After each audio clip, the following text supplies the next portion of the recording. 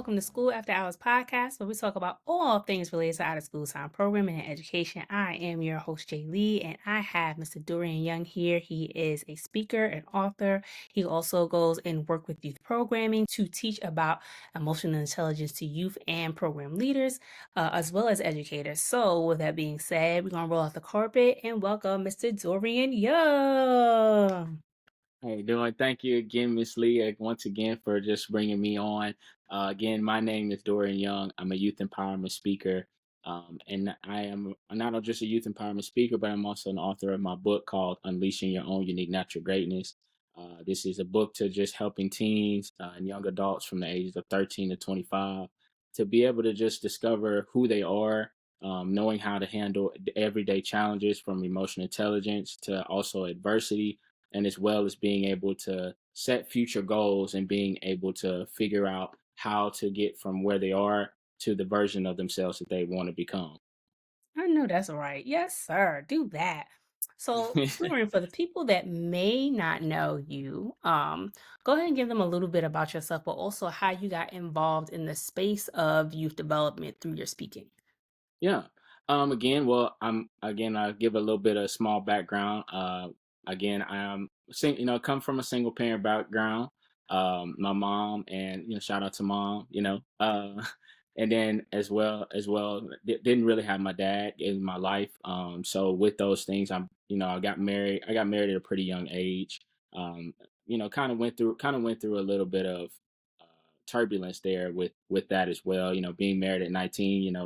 Everybody knows, you're 19, so there ain't much about life. So you just Long kind of process. you're just processing it. But we're grateful and happy to say that we've been married for 7 years, been together all for 11 years. So we made it past the high school sweetheart, and now we are like fine wine. As we Okay. grow, we get better. Um, but no, just a little bit how I started to get into the youth and with youth programming. The first thing is, again, it started with my book. I started to see a huge gap with some of the challenges, as well as being able to handle students being able to struggling with how to handle their emotions. A lot of them struggled with just trying to find out who they are, Mhm. because it's easy, especially in this society. There's social media, there's parents, there's school, there's friends, there's peer pressure. All of these things are navigating them through which way or another. And it's easy to kind of just get wrapped up in someone else's identity, if that makes sense.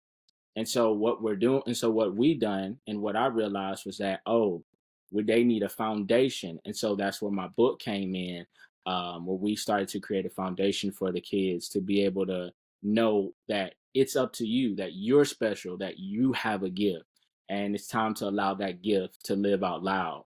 And with that, we've now come out with a 4-week workshop as well, alongside of the book. So we've been making impact with not only with the students and youth programming, but also helping teachers and educational leaders to kind of see how all that operates together when it comes to emotional intelligence. Right, right. So with emotional intelligence, walk us through how that is important to youth, but also it is important for adults to model while they're working with you. Go ahead and expand on that for us. Yeah. Well, the first thing is being able to be self-aware. Emotional intelligence is one of those things where I wouldn't say for me, I'm not saying it's a one size fit all kind of thing that it just fixes everything, but I really believe this will help. Like, when you look at a student, for instance, that's having a little bit of challenges with their grades, right? Self-awareness will help them to notice where the gaps are, and being able to say, hey, maybe I need after school tutoring, or hey, maybe I need to see if I could talk to the counselor about maybe having a smaller class. Mhm. Being able to make adjustments like that. And so that's one of the biggest things, but also being able to know how to properly express how they're feeling. Now, again, this doesn't mean that they need to spill their whole life out in the classroom, but just being able to navigate how to properly say that, hey, I just don't understand, or and being okay with going, I'm going to say that I don't understand, and not being so concerned about how everybody else thinks, how Mhm. they feel about me not understanding. So with that, it's just helping, again, helping students to see that they have all of the everything that they need is already inside of them, right? And then with the teachers and the educational leaders as well, is helping them to remember that we are a driving force to their future, that what we say to them, how we help them through things, right? Being able to be empathetic with them and being able to understand that not every kid is the same, that not every student is the same. Just because I may act similar to a group of kids, or that student may seem like, oh, they're a good kid because they sit down, they follow all of the directions. That doesn't mean that they're 100% okay. So not treating every kid the same and not seeing every kid as the same, right? So that requires, again, self-awareness from us as leaders and educators to understand that I have to be right within myself, so that I can see the challenges that they're going through, or the things that they're facing, right? So it's twofold. It's not just the students have to be aware, but also with educational leaders being able to see how they need to navigate as well to be able to help them. So that way we're going to a common goal together, but we're willing to make adjustments as we go.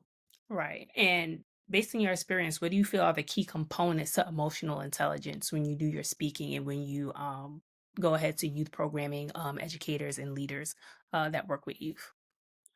Again, like first one, again, it's like I said, self-awareness, right? We have to be able to have the ability to self-assess. You have to be able to see where the gaps are, where you are, and what adjustments need to be made.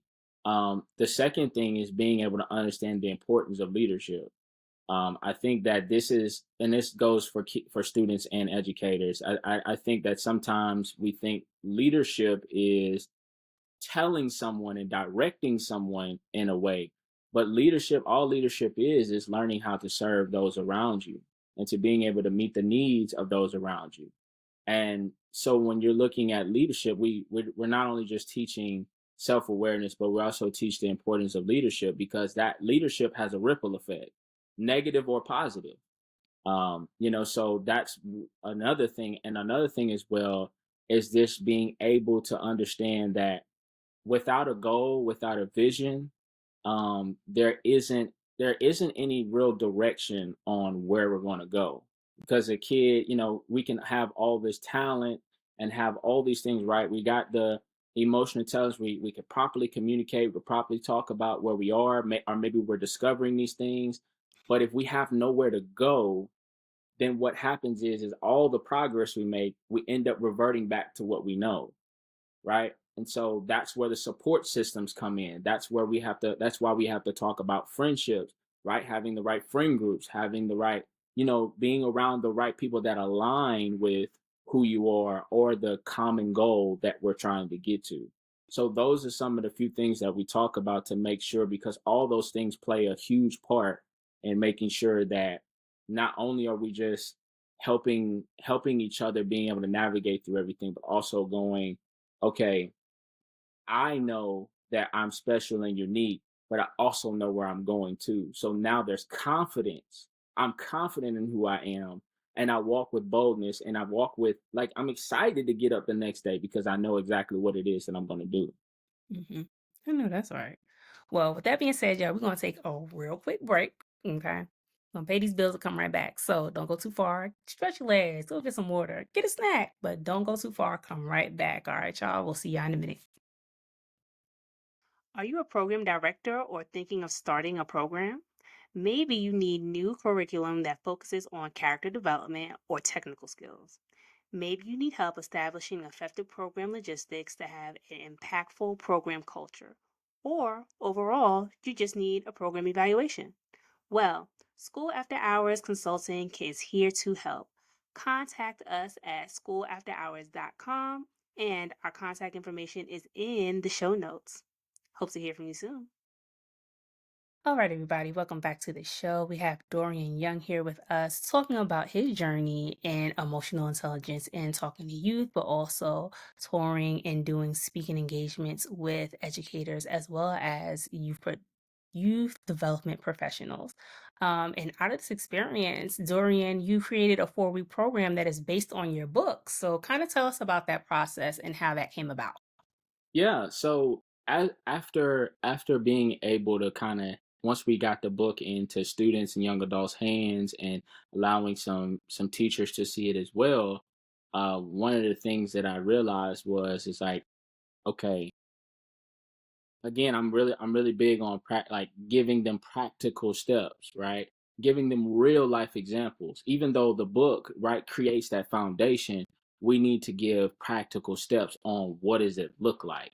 Mhm. So this could have easily made something, just like an hour workshop, but and just kind of give like a small summary. But I really feel that it was important to take each area and really break it down so that they can have something to look forward to have something to just focus on rather than just like taking a whole big approach to it. We broke it down into sections so that they can be able to navigate each one each week. So that came about just from looking at, oh wow, okay, now we need to give some practicality so that we can make sure they see it from their perspective and not just from a book perspective and just a foundation. Like we want to give them some life lessons as well. Right. So go ahead and break down your framework for us in 4 weeks. Like, what are you covering in those 4 weeks? Yeah, so the first week, we're talking about discovering their greatness, right? So we're talking about their strengths, talking about talents. We're talking about like where do we start, right? Because not, again, everybody, some kids are going to be different. Some kids already know what their strengths and talents are. Some may not have a clue on what we're talking about, right? So we want to again, like set that picture, right? We want to create that picture for them. So we go through like various activities to just kind of help them, being able to kind of see that. The second week, we're doing tools for growth. So this is where we really break down emotional intelligence. We talk about the importance of building confidence, right?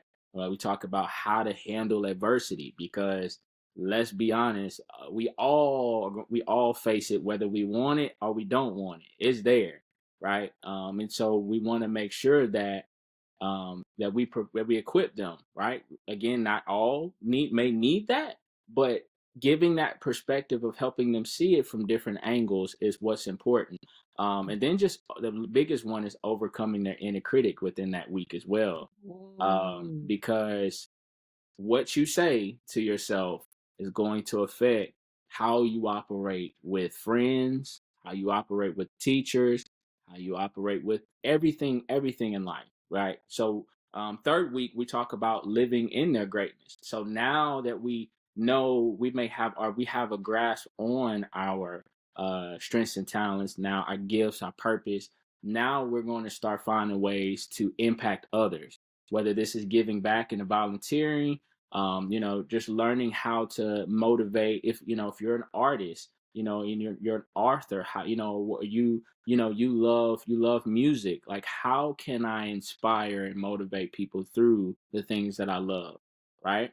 And how does that look like in the classroom, right? If my strength is music, obviously you can't use that in the classroom. You can't just be making beats in the classroom. You Well, can't be depending on what class, you could do it in instrumental and yeah, in depend. music and in band. Hold on, wait. Yeah. If you're in band, that's the perfect place, right? But knowing when can I use it and when do I need to be able to use it, what we call a dimmer, like and depending on the situation. Mhm. So also talk about relationships and support systems, right? We all need them. You can't just lone wolf it out here. Like it's gonna be a lonely, lonely road. And then the last week we're talking about sustaining the journey. So from there, we talk to them about daily habits, daily routines. What can we do from just having a small second of just gratitude, whether it's thanking your parents, daily deposits, being able to find other things, whether it's exercise, right? We're talking about all kind of different daily routines, giving them some tips there, as well as how to maintain momentum. Like, how do we, because again, we kind of talked about this. We don't want in the next 3 months that we learned all this stuff and then we don't have anything to go towards. So what happens is now we go back, because we're going to go back to what we know, right? Like, there's proof in the pudding, where if you don't have something to look forward to, then you go back to what it is that you know, because that's comfortable, right? Mhm. So those are the 4 weeks. And the way that works is, we do a teaching. So we're going to start out with being able to present, where we present the stories, present how that week's going to look. Then we do the work. Right now, we allow them to take a second to be able to see, what does that look like for me. And we do small group discussions, where this is now where they get a chance to do interactions. They get a chance to kind of see how other people think around them, because Mhm. they might find like, oh wow, like, I didn't really used to hang out with you like that, but I didn't know you thought like me. And it gives them a chance to see it in real life for them. And Mhm. then we do a large group discussion, so where we get a chance to kind of do like a Q&A kind of session, but also just kind of allowing them to talk about what it is that they see. Right, right, which is good because interaction is very important, and having them separated to actually exercise and practice what they're learning sets them up for success when it comes to the day-to-day routine. Like, these are the things Hmm. that need to be set aside, and these are the things that I need to do in order to, like you said, sustain this throughout time. Yeah, absolutely. So that is important. I appreciate that. But also, with your 4-week program, like, what do you feel, or what do you want to spiral from that? Like, what do you want the build on to be from your 4-week program? Um, from here, we want to be able to create eventually to create a community for young adults, to be able to, again, whether it's mentorship program, to being able to help them to have a space for themselves, right? To being able to, with structure, obviously, but being able to see that they're important, right? Like, we just want to put all emphasis on that as much as we can, in any way that we can, to let them know that, right, whether this is one day being able to allow them to being able to come in and speak and share their stories, right, to be able to, being able, whatever their strengths and talents are, and helping them to be able to see, how do I continue to inspire the world, because Right. they just, the more that they understand that I matter, and regardless of my circumstances, and regardless of the situations, right? You may smell a little smelly today, but you know what? That's part of it. You got to embrace it. You got to embrace it, right? You might, I know this sound bad. I used to be that friend was like, "Hey, bro, I need some deodorant because I'm running out the house because I'm always late." I was always late for school. So I'm like, again, single mom. So I had to get myself up. So I'm like, dang, I didn't forgot the deodorant. I always had a friend that, again, we talk about support Right. systems. I had Right. that friend that was like, hey, I Shoot. got you, bro. I'm like, hey, you was a real one. But no, just being able to, we want to be able to create more programs, to being able to help them to have a space for themselves, right? And then again, giving them some type of structure outside of the classroom as well, that they can just actively do in their personal life as well. Mhm. Based on you implementing the things that you put together for your 4-week program, like, how have you seen the impact of your program on youth, but also on adults as well? Oh man, but this has been tremendous change, and especially with some of the students that I work with. I'm not gonna say their name, but just one kid that I knew. It just, man, the struggles that he was having was just at a place where he was just on the break of committing suicide. And just like, again, he was the black sheep of his family. He didn't feel that he was important. He didn't feel that he mattered. He didn't feel, and as much as, and it was an odd thing, because as much as like it on the outside, it looked like he had support. It looked like he had support. But when you sat down and talked with him, it was for a long time. It took a while for him to just like really express, because it was like, I don't know if I can trust anyone. And then came the Mhm. self-sabotage. It was I'm gonna sabotage this relationship because I don't know if you really, you know, and that breakthrough for him was when he realized again that we showed him that again, I see you. Regardless of how you're acting, regardless of what you're saying, we see you. Right. And so that's just the motto, is that letting them know that we see you, you matter, we care for you. And so that's what we want to, and that's what we continue to do to help them. And that has it also increased their leadership skills, the way that they rally. Like it's kind of cool to see when it's like they get it, but then they actually get it, and they're taking it and giving it to other students, and they're like, okay, look, like, for instance, I'm working YMCA here in Birmingham, and the Y Leaders program, they had this kid in there that was kind of considered one of the leaders there. But just with him learning to understand how important his leadership was, he was able to rally people to do things that they weren't even really wanting to do.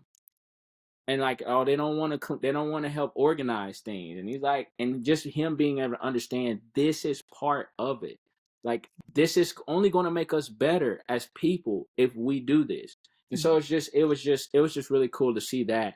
But as well as educators and the youth leaders as well, it's them seeing, like, wow, getting a different perspective, right? Because sometimes it's hard to see the full picture when you're inside the frame. When you're like, oh, I'm in the fire every single day, and I'm having to, right, you're having to do so many things. There's so many things you're balancing, that sometimes you're like, wow, being able to see the importance of just like stopping, and instead of just like all the daily tasks and all the things you got to get done, you got to tell this kid to go here, and just sometimes stopping and saying, hey, I'm proud of you. Mhm. Hey, I just want to let you know I did see that. I saw you, because we're good at saying, hey, I saw you acting up but Yeah. being able to say, hey, I just want to say, I saw you go over there and talk to, such and such. And I just want to say, hey, I see that. I'm very proud of you. And that you just don't know what that does for them on the inside, right? Right. So those are some things that we've just seen now, and that we're continuing to see with educators as well. Nice, nice. Well, thank you for sharing all that great information with us, Dorian, and for all the information as far as getting his book, also learning more about his 4-week program. I'll go ahead and put that in the show notes for you. But before we get out and dismiss, like the bell at school, let's go ahead and jump into our professionals lounge. Hello, wonderful people. We have made it to the end of our show, our professionals lounge section. So, Dorian, my question for you for professionals lounge is, how can managers and leaders practice emotional intelligence with their staff as well as their students? That is a very good question. Um, I really want to say this. Um, First things first, especially as leaders, right? We have to lead by example. And I would say this, and I say this sometimes as well when I'm talking to teachers, is that, man, you do so much, right? You have so much on your plate. You have so much that you're operating through, and you're trying to, you got deadlines. Again, we have a certain flow that has to happen throughout the year. There's budgets, there's meetings, there's conversations, there's just all kind of things, right? And sometimes it can feel very overwhelming, right? And we, especially as leaders, we don't want to be like the one to say, hey, I'm a little overwhelmed right now. We don't want to say that. Why? Because we feel like if we say that, then it's like an episode. I don't know if people see this, but an episode of SpongeBob, when SpongeBob forgot his name. And like there was a bunch of SpongeBobs running around like, oh my God, what's his name? What's his name? I don't know. Do you got anything on his name? Because and that's kind of how we are as leaders. So I want to say this, man, that you matter. First off is understanding that as leaders, we have to be okay with saying sometimes hey, I don't have the capacity for that. Or sometimes also being able to say, hey, I think you're better at that than me. I would love if you can take care of that, right? Empower your staff, empower them instead of just making the meeting about 30 minutes of just like, we got to get this and get that. And, being able to take a moment and say, first off, can I just say thank you guys for being here? Being able to create a gratitude environment, right? We want to create a culture of being able to just look at each other, right? And say, you know what? I may not like Johnny over there, but you know what? When I come in here, I like him even more. Why? Because it's a culture, right? So we want to create a culture of being able to just understand that you matter, right? All of us matter. But again, those things, self-awareness, right? We got to be able to see where the gaps are. We have to be able to see what we need to change. And then as well when when they're working with the students, to again remember, the kids want to feel like they're seen and heard, and not just a number in your classroom. And that can be very hard to do, especially if you are a person that is kind of like very like structured and detailed where it's the same thing. That can be hard to really kind of muster up that energy to connect with your kids. Hey, I mean, you never know, if 5 minutes, you never know, just 5 minutes of just being able to connect with them, like in the middle of class or at the end of class, man, it goes a long way. Like, man, like Miss Johnson allowed us to talk a little bit, or she talked with us for a little bit, and it wasn't just about schoolwork, right? Mhm. So we can just learn again that it takes time, right? This is not going to happen. We don't figure out all these things overnight. But I really want to just leave with that emphasis that you matter, and I'm proud of you for the work that you do, and continue to keep growing, continue to, being kind to yourself, because that's the most important thing to helping you grow in that area. Mhm. Mhm. I appreciate it. It's like, oh, speak to my spirit. Yes. It means, I'm sure, it's important. It's important, man. Like the what we say to ourselves as people, and it's not just for leaders. It's you're as a teacher, what you say throughout to yourself throughout the day is going to affect the next three classes you got, and you don't realize it. And you're thinking that everything is good, but really you're coming off as snappy and maybe you didn't mean to be, but you just needed that second, right? Sometimes you need that second to just say, it's one of those days. Mhm. Acknowledge that, hey, okay, I'm feeling a little stressed out. That's okay. I'm gonna acknowledge it. I'm not gonna try to figure out and like, why am I stressing out? Nope. Hey, I see you over there. I hear you. I understand. We gotta continue. We acknowledge you, we hear you, we see you, we feel you, and then we go on. Right. Right. Gotta keep it moving. But I do feel it all. And that's Mm-hmm. okay. And it's okay to feel it all. It's absolutely 100% okay. We were not created as humans to be stoic. We were not, of course there are times, right? If a house is on fire, you want a firefighter to come out here, and I want him to say, move, right? I don't want him to just be, right? But we have to learn to understand that we are human beings, right? We're a human race, and we all have feelings. You have feelings, right? And I know that's probably not answering the question, but I just really want to leave emphasis on that as people, as humans, because man, you mean so much to these kids. Some of these kids are going to be kids that are going to impact the world, right? But we can literally alter that thought process maybe 10 years, 5 years, 13 years of them before they finally ever find that again, just because of that one word that we said to them. Mhm. So really, really want to put emphasis on that you matter, you are important. Don't run from your feelings. It's okay to acknowledge them, and when the time is right, you can address them with who you need to address them with, but don't walk around yourself, not just about the kids, but don't walk around knowing that you're hurting and you're ignoring everything inside. With that being said, if the people wanted to get in touch with you, book you for speaking engagements or learn a little bit more about your 4-week program and your book so they can implement it, how do they get in touch with you? Yeah, so the first thing is that you could go to my website, www.dorianyoung.org. You can also reach out to me in my email, dorianyoungspeaks@gmail.com. You can also follow me on Instagram, dorian.j.young, and then my Facebook as well, Dorian Young. Those are all the platforms. I'm pretty active, especially within the content space, with just being able to continue to give more information. And but if I would love if there's someone that's interested, or you want to know more information, the fastest way as well is email. Checking my email on a daily basis.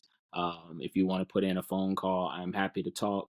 And just being able to see how we can serve your students or serve your staff in any way capacity that we can. Well, everyone, that brings us to the end of our show. If you liked what you heard and you enjoyed our conversation, make sure that you're following us on YouTube, but also hit that like button so we know what you are enjoying. You can also find us on other podcast platforms like Apple Podcasts, Spotify, and Google Podcasts if you want to listen to our audio version as well. To get more behind the scenes stuff, make sure that you're following us on our social media accounts, Instagram and Facebook at School After Hours. Well, that's all I have for today. In the words of Mr. Arthur Ashe, start where you are, use what you have, do what you can. Until next time, y'all. Bye-bye.